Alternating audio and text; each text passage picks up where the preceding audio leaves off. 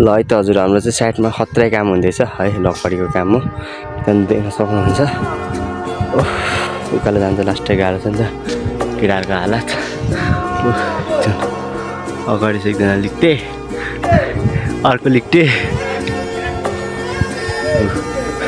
केटाहरू खाना बोकेर हिँड्दैछ है माथि दुईजना दाइ छ दाइहरूले चाहिँ खाना लगिरहेको नि त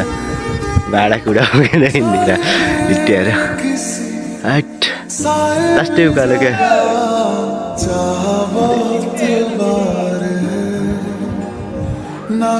लिक्टेहरूको हालत